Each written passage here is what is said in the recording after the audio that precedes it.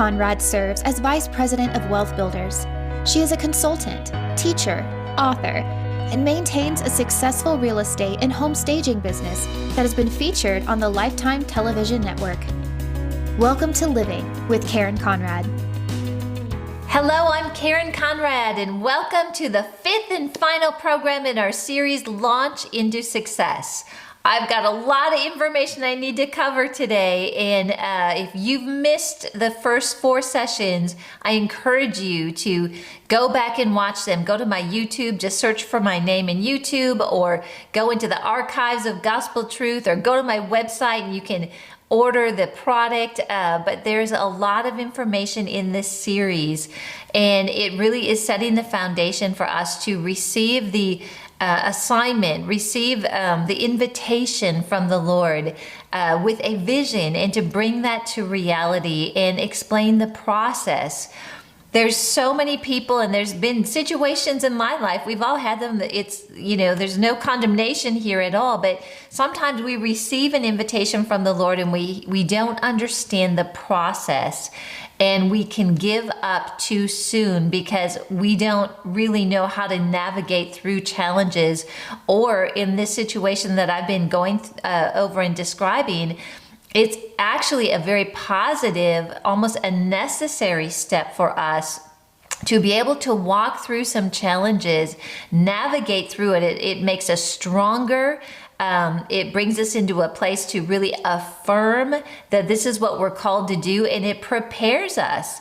If you look back on your life, you can look back on the things that maybe bothered you 10 years ago, but because you were faced with some of this adversity or challenges, and I don't mean things that like sickness or disease, nothing, God does not bring those things to our lives. But I'm talking about things like maybe a relational challenge that we walked through, to only see that once we did that, we actually went in deeper. We have a better marriage than ever because we stayed with it when we hit those challenges. Or a business where maybe we hit with this COVID-19. We all at once, the way we were doing business didn't work anymore. That's a bump in the road, and it's not something God caused, but He will take that challenge and He will use it for our good, and in that is the adventure. So we're going to go review the process. We got through 2 things on that 4-step process yesterday. We talked about the dream, we talked about distress. So the 3rd step we're going to talk about today is develop. This is a point we've made it through the distress. We've just decided, no, I'm going to go forward and I'm going to face any challenges. We tell the enemy to get out of here with your fear, because I know this is the Lord, and I'm going to share some scriptures with you towards the end of this program that's going to just really encourage you that God brings success when He calls us to do something. So we don't need to be concerned, but those thoughts can come to us and they can threaten to abort what God's called us to do. So develop, that's the point at which we're like, okay, Lord, we're going to work and find out here what I need to learn and develop. So let's go through the list. Wisdom, James 1:5, the Lord tells us when we ask Him for wisdom, He gives it to us liberally and without restraint. Knowledge and skill. I'm going to talk about those 2 together. We talk about this in Wealth Builders a lot because Billy Epperhart is like the master at this. He brings in the wisdom of God, and he knows you have to have the skill and the knowledge in the natural necessary as well. So when we bring those 2 things together, we begin to develop. What does that look like? Well, it could look like a system.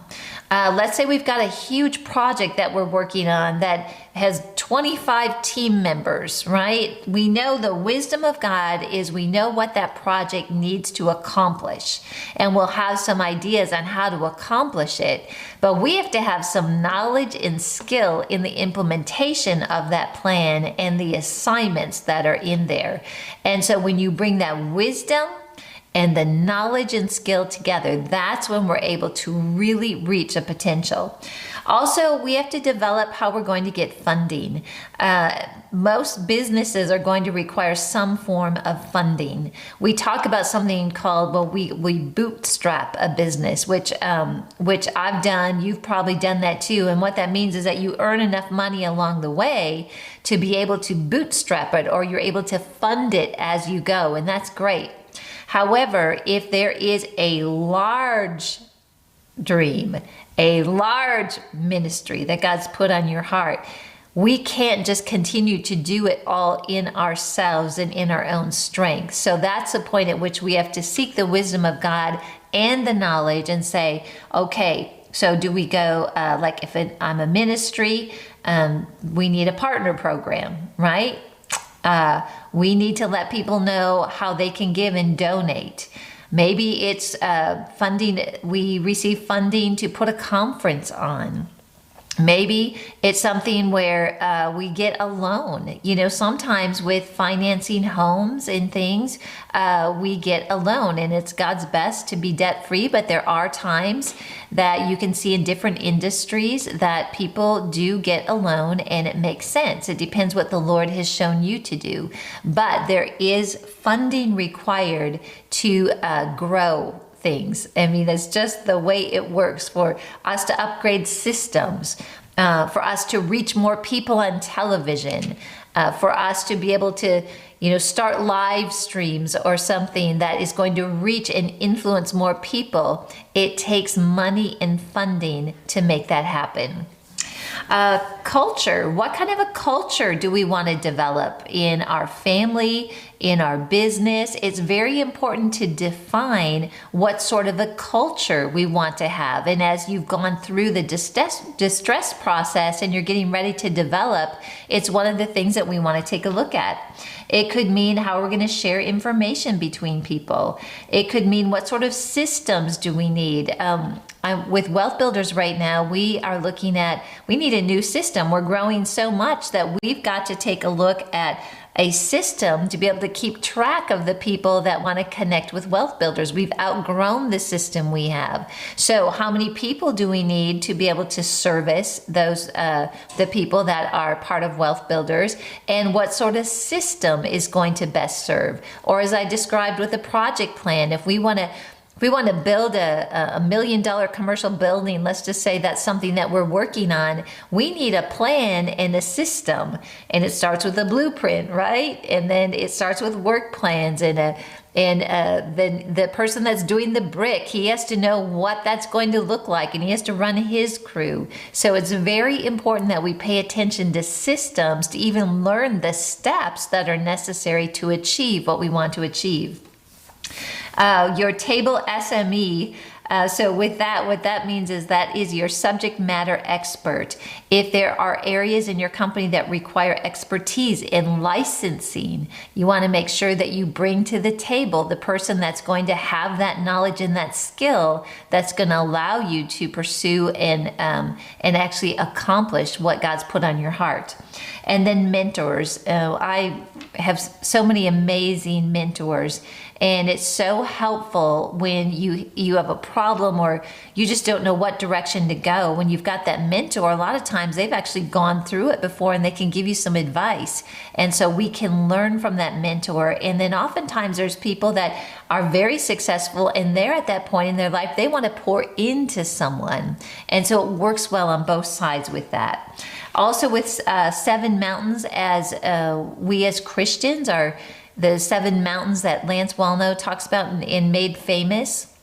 If we have got something on our heart that's in the entertainment industry, we have to understand who the gatekeepers are for the mountain of entertainment, for example. How do we get into the mountains or the areas that we are called to work in? That is all part of the development. So the dream part, again, we're unconsciously incompetent. We don't know what we don't know. Distress hits because we become conscious of our incompetence. Developing is that point that we become consciously competent. What that means is we're purposely laying out a plan, acquiring the skills, and doing what is necessary to be able to develop and move us to the potential, to our highest potential in the assignment that we're working on, or in the project or the ministry or the business. And then where we end up, and this is where we hit our highest potential, is when we have done all that and we demonstrate. What does that mean? That means that we are improved and we've refined our processes. This is the point at which people look to us, people look to you to be able to show them how to succeed in the very area that you have received that envelope, that assignment, that business, whatever that is, and seen it through. So when we hit that point, we've got results. We've got people asking us how we're doing things. That is an awesome place to be. And that's where we are unconsciously competent. So what do we mean by that?